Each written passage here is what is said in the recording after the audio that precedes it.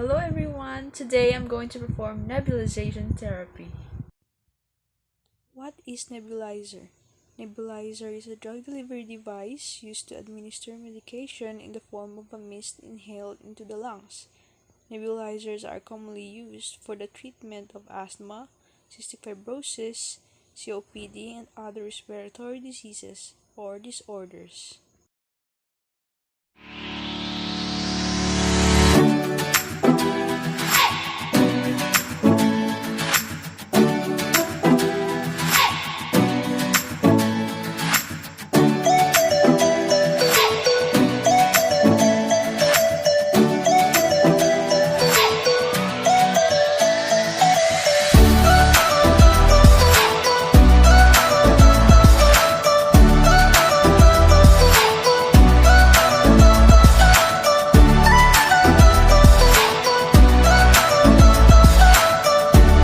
Equipment.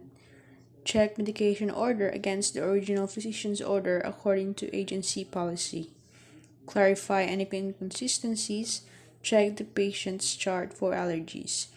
This comparison helps to identify errors that may have occurred when orders were transcribed. The physician's order is the legal record of medication orders for each agency. Second step. Know the actions, special nursing considerations, and safe dose ranges, purpose of administration, and adverse effects of the medication to be administered. Consider the appropriateness of the medication of this patient, and perform hand hygiene.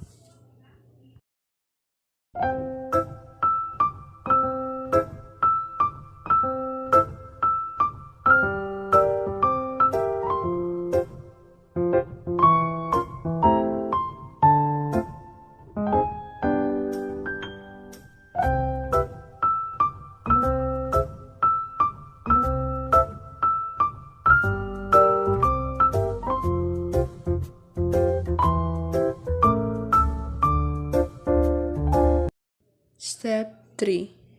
Place medication on a tray or move the medication cart outside of the patient's room or prepare for administration in the medication area. Organization facilitates error-free administration and saves time. Step 4. Transport medications to the patient's bedside carefully and keep the medication inside at all times. Careful handling and close observation prevent accidental or deliberate disarrangement of medication. Step 5. Identify the patient by checking the name and identification on the patient's identification band, or ask the patient to state his or her name. Identifying the patient ensures the right patient receives the medication and helps prevent errors. Hello, Miss. I am Alexander Nicholas Balasan.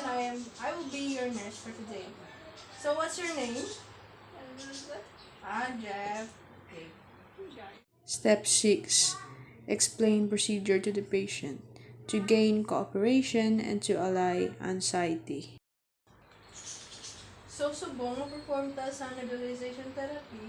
Pagod, makatabang, kung ano man gabalapag sa imo nga baga. Step 7. Fill the nebulizer cup with the ordered amount of medication. This ensures that required medication amount is given. Step 8. Turn on the air compressor to ensure the efficient vaporization of the medication. Step 9. Observe the fine spray from the nebulizer to check that the equipment is working. Step 10. Encourage the patient or breathe the nebulized vapor through the mouthpiece. A mask may be used if a patient has difficulty with the mouthpiece. Breathing through the mouth or normally with a mask helps the medication travel to the lungs for maximum effect. Step 11. Remain with the patient until all solution has been nebulized. Instruct the client to continue the treatment until he or she can no longer see a mist on exhalation or vent holes. Lack of mist ensures that the client has inhaled the entire dose. Step 12. Encourage the patient to expectorate, as the medication may help to loosen the bronchial secretion. Kumusta na yung matyagan mo? Okay na. Step 13. Ensure that the patient is left feeling as comfortable as possible. Bronchospasm is further reduced if the patient is relaxed and reassured. Step 14. Wash and dry the nebulizer, tubing and mask or mouthpiece with a warm, soapy water. Proper cleaning decreases the possibility of pathogens entering the client's respiratory tract. Step 15. Retain the equipment in a polythene bag. For the patient's next administration to prevent infection, the equipment should be changed every 24 hours. Step 16. Document the nursing practice appropriately, monitor adverse effects, and report any abnormal findings immediately. To ensure safe practice and enable prompt, appropriate medical and nursing intervention to be initiated.